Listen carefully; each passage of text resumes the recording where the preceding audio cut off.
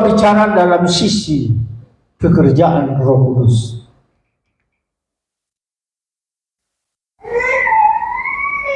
Tuhan Yesus sudah naik ke sorga dan kemudian dia mengutus Roh Kudus datang.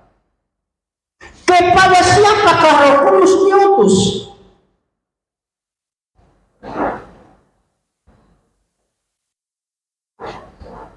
Nah, hal yang pertama, Roh Kudus diutus untuk datang ke dalam dunia.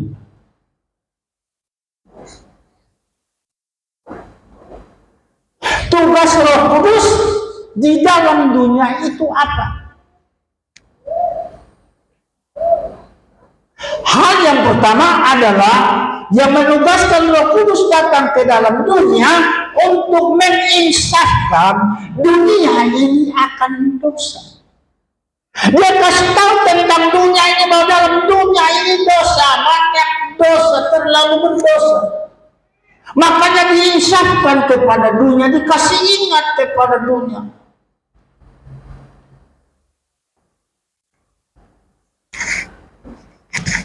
Kita baca ayat yang ke-11, di situ dikatakan kepada kita, dan ayat 8 sampai ayat yang ke-11, dia diutus datang ke dalam dunia yang pertama untuk menginsafkan dunia tentang dosa.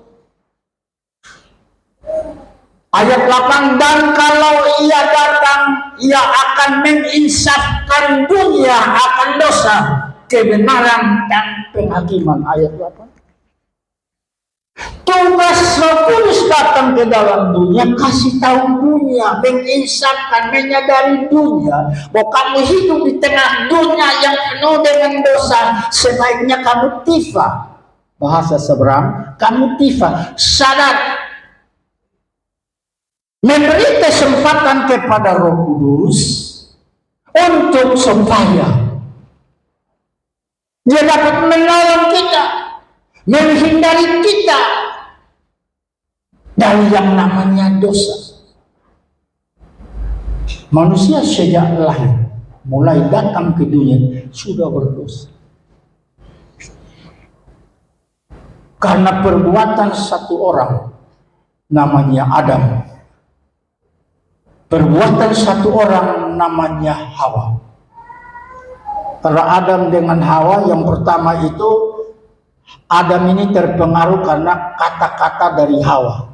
Tapi sebelumnya dua orang ini sudah diperingatkan. Tuhan Allah sudah peringatkan. Bahwa semua ada di ini taman kota. Taman kota itu kan sepi. Subangun habis bahaya juga itu. Soalnya ada orang berjual sore-sore kereta satu dua yang melintang di situ. Yang lagi sekarang viral dan ramai itu di itu wali kota itu apa dia bernama itu, tanpa apa itu yang dulu ada gong apa nama itu di situ itu sore-sore itu ramai. Bos semua ada di Taman Eden ini dengar sudah ada pesan kepada Adam dan Hawa yang semestinya Hawa ini kena hukuman berat. Kenapa? Karena siang-siang, apalagi dia jalan siang-siang dia bawa HP. Wah, setan mulai WA dia. Wah, lu cantik. Lu kalau perempuan yang tidak ada lagi perempuan seperti lalu namanya perempuan. Kalau sepuji makampu, lalu dia mulai WA balas. Lu siapa? Lalu laki-laki itu dia anggap saja itu laki-laki itu iblis setan itu dia bilang namaku Tumbar Miri Jahe. Di sini Tumbarnya kiri kanan itu Katumbar Kamiri Jahe itu kan orang India. Ini para gua mulai buka dialog. Lalu iblis bilang, "Weh lu salah. Mungkin lu pun telinga sebelah ada error." Tuhan Allah bilang, pohon yang ada di tengah taman ini lu makan. Yang second ini sudah boleh makan. Ya kan telinga error begitu dia pendengaran. Dia cantik, pendengaran kurang tuh itu hanya iblis yang suka dia. Tapi kalau nona-nona cantik buat pendengaran, soalnya dengar tuh orang pikir-pikir ini mau ngomong dia mesti pegang gong, pukul, tang, baru dia bisa dengar. Puji dia. Lalu dia lihat pohon itu buahnya menarik hati, dia deka-deka lagi begini. Sudah deka-deka lagi pas sorong tangan dia rabu, bagus. Iya sorong tangan itu petik, lalu dia makan, lalu pulang dia laki ada tidur siang. Dia kasih bangun kaget saja tangga pintu itu kira-kira. Lalu dia pulaki ini kaget lalu dia bilang dia om dia pulaki lu memang iliu betul. Ini ada buah yang enak ada di sini ternyata potong salah dengar. Waktu itu bilang pohon sekeliling taman ini kau makan dia pun buah yang di tengah-tengah yang di tengah taman kau makan yang sekeliling taman itu jangan makan. Yang kau tunggu karena tipu coba lu makan. Ada makan. Setelah ada makanan lalu Tuhan Allah berjalan-jalan di taman itu. Adam, bukan Tuhan Pak. Tuhan Allah tidak panggil Adam lagi. Tuhan tidak panggil dia lagi. Tuhan Allah panggil dia manusia. Di mana kau? Karena manusia nama Adam dia bilang beta ada di sini, tapi beta sembunyi. Beta ada di gerab. Saya masuk gereja. Orang gereja dia di rumah. Kenapa? Ini orang Kristen tipe begini dong. Orang gereja dia dulu di rumah, lalu Tuhan Allah tanya dia sembunyi.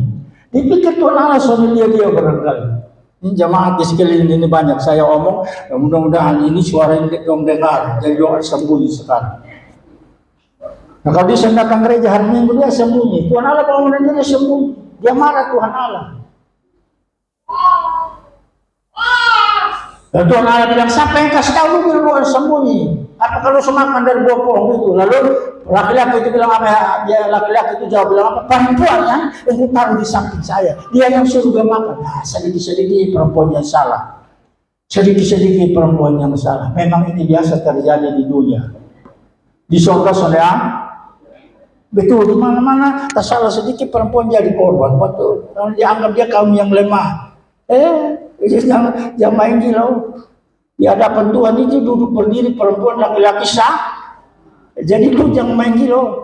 Nanti dia akan bangun berdiri dia bilang beta ini tinggal kulit begini, tulang begini tapi beta bangun lu terbang. Bayangkan saja main terbang. Dia kira ini pola barangkali kok terbang saja. Tapi itu kenyataannya. Sama kayak tiang listrik kurus tapi dia pun kata-kata itu makan orang. Beta bangun dari sini lu terbang. Lu sana terbang lu tak geser. Bayangkan saja. Kira-kira menggeserkan orang dari tanpa dulu itu gampang. Kalau saya ngomong baik-baik, jadi saya akan terima. Kok suruh dari tadi di sini kenapa disuruh geser? Nah, karena itu di sini saudara, Roh Kudus utus dalam dunia menginsapkan kita hati-hati dalam dunia, jalan menjalankan aktivitas hidup hati-hati dalam dunia, karena dalam dunia ini banyak godaan, cobaan dan banyak kesusahan, kesulitan. Tuhan Yesus ngomong dalam Yohanes 16 ayat yang ketiga. 33 di situ dikatakan bahwa di dalam dunia ini kamu banyak menderita. Tetapi kuatkanlah hatimu, aku telah menolong engkau. Siapa menjadi penolong kita? Roh Kudus diutus datang ke dunia supaya melindungi anak-anak Tuhan dalam dunia. Kalau tanpa dosa, di mana kalau anak Tuhan di situ, Roh Kudus lu kawal dia, jaga dia. Lu ada di sini jangan berdosa ya. Kan Roh Kudus bisik dalam hati, menginsapkan dia lewat hati, sehingga di situ adalah kejahatan di sini pun dia terlindung dan dia tidak terlibat di dalam. Yang kedua, bukan saja Roh Kudus ditugaskan dalam dunia ini menginsapkan dunia, tapi Roh Kudus diutus ke dalam dunia ini kepada hamba-hamba Tuhan, anak-anak Tuhan, supaya mereka dilindungi, mereka dijagai, mereka dituntun dalam pemberitaan firman Tuhan. Matius pasal 28, 19, 20, pergilah kamu ke seluruh dunia. Ini terjadi pada saat kenaikan Tuhan Yesus ke surga. Lalu Tuhan Yesus berkata ayat 18, segala kuasa di langit di bumi. Dia panggil murid-murid, lalu dia berkata segala kuasa di langit di bumi diserahkan kepada-Mu. Karena itu, pergilah kamu. Jadi orang-orang yang menginjil, orang-orang yang memberitakan firman Tuhan di berbagai tempat itu, mereka dituntun Tuhan, dituntun oleh Roh Kudus, sehingga banyak tantangan mereka hadapi, tapi mereka lolos juga. Kenapa? Karena Roh Kudus telah menuntun mereka dalam pemberitaan firman Tuhan. Roh Kudus tuntun, pimpin mereka, menyertai mereka, sehingga pelayanan mereka itu penuh dengan berbagai mujizat. Ada terjadi kesembuhan, ada terjadi lumpuh berjalan, tuli mendengar, bisu bicara, segala aib tubuh disembuhkan. Itu karena Roh Kudus diutus ke dalam dunia menjadi penolong bagi hamba-hamba Tuhan, penginjil, pewarta kabar baik, untuk mereka dapat memberitakan kabar baik ke seluruh pelosok, sehingga di situ nama Tuhan dipermuliakan. Saudara kekasih, ada tuntunan, ada pimpinan, ada mujizat yang menyertai setiap pelayanan. Yang kedua, Roh Kudus diutus ke dalam diri manusia. Roh Kudus diutus dalam diri manusia untuk apa? Ayat 13. Yohanes 16 ayat 13. Tetapi apabila ia datang, yaitu Roh kebenaran, ia akan memimpin kamu dalam seluruh kebenaran, sebab ia tidak akan berkata-kata dalam dirinya sendiri, tetapi segala sesuatu yang didengarnya itulah yang akan dikatakannya, dan ia akan memberitakan kepadamu hal-hal yang datang. Roh Kudus datang di dalam diri kita sebagai manusia, sebagai bait Allah, untuk apa?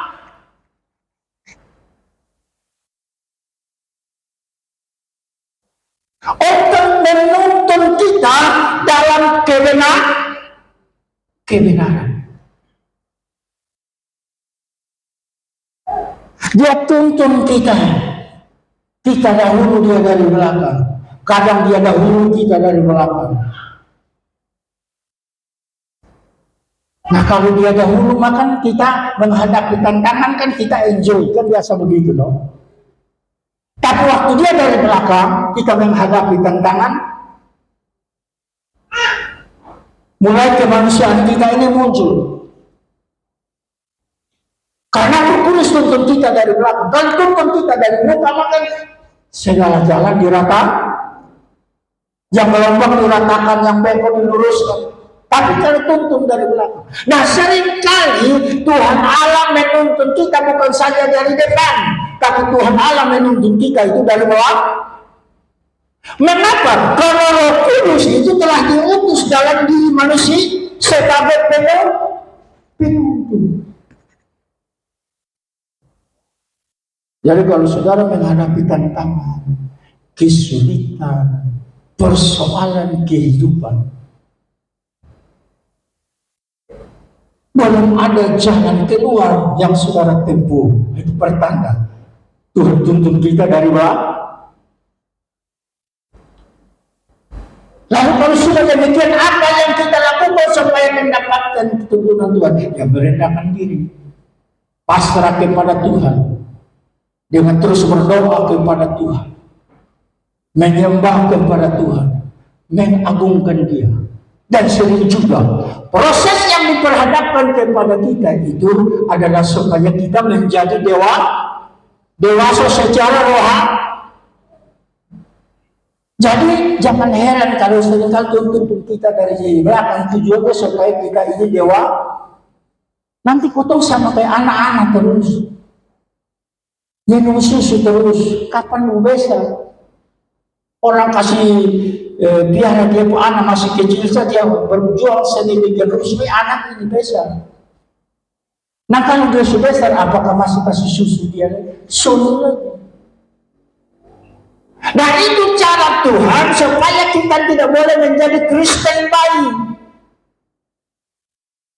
Kristen pelese, Kristen soal terus menangis menghadapi masalah kesulitan, belum apa-apa, belum bohong dengan Tuhan, air mulu keluar, air hidup keluar, air mata keluar, semua air mengalir. Seperti pernyataan seorang dari TTS itu, sumber air dekat. Sumber air sudah dekat, lu soleh mandi air, lu cuci muka terus. Jalan kemana-mana itu sama kayak kelelawar. Orang kalau susun mandi 3 hari lagi itu pasti dia pembadan bau kelelawar. Kelelawar itu bahasa di sini dia bilang bobo kabau. Dulu daerah ini susah air, sumber air satu tuh. Dia bawa kita, memberikan kita petunjuk hal-hal yang berdasarkan Roh Kudus yang menekal kita, yang tuntun Roh Kudus, maka kita ikut senang. Kan kadang itu orang dan kita ini kan kita tidak dengar, karena yang paling banyak dengar itu HP, tidur di HP di telinga, di kamar mandi juga HP, di kamar mandi juga, semua lama potong meledak. Saya pun sudah di rumah tuh jago-jago, pegang HP tidur, taruh HP di bawah tidur, ya saya bilang nanti. Ayat 14 dan ayat yang ke-15.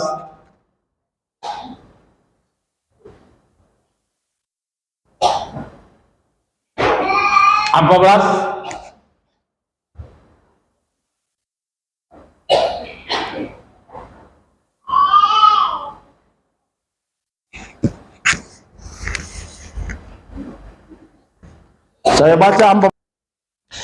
Ia akan memuliakan aku, sebab ia akan memberitakan kepadamu apa yang diterimanya daripada. Roh Kudus diutus dalam gereja supaya di dalam gereja itu hanya nama Tuhan saja yang dipermuliakan. Jadi bayangkan, kalau di dalam gereja, salah satu gereja, lalu dia tidak menerima Roh Kudus dalam gereja, apa yang akan terjadi? Yang ada di dalam gereja itu adalah roh manusia. Jadi masing-masing punya keinginan mau pimpin ini gereja di mana, masing-masing pimpin. Tapi kalau gereja yang mengandalkan Roh Kudus, mengakui Roh Kudus, mengizinkan Roh Kudus memimpin gereja, maka gereja itu akan berjalan sesuai dengan kehendak Tuhan. Paulus berkata dalam kitab Efesus, berdoalah supaya ia memberikan kepadamu hikmat, ya, dan kebijakan. Roh Kudus pertama di dalam gereja itu adalah pengontrol gereja. Dia pengontrol pelayanan kita.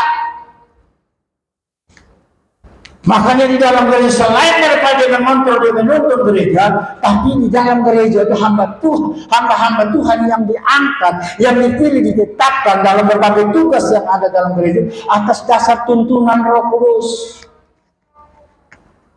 Macam kayak tadi kita lihat ini, ada artis ibu kota kan 3 orang di sini. Yang orang-orang yang ada di dalam gereja harus mengandalkan Roh Kudus. Karena kalau kita mengandalkan, kita tidak akan sampai kepada tujuan, malah sampai kepada hanya kita tidak senang, tidak enak, kita sudah mulai satu dengan yang lain terganggu, maka kita tidak bisa melayani dengan baik. Tapi kalau kita mengandalkan Roh Kudus dalam gereja Tuhan di akhir zaman ini, maka Roh Kudus menuntun kita, dia mengarahkan kita, dia membawa kita sampai kepada kita menyenangkan Allah. Tuhan memberkati kita sekalian.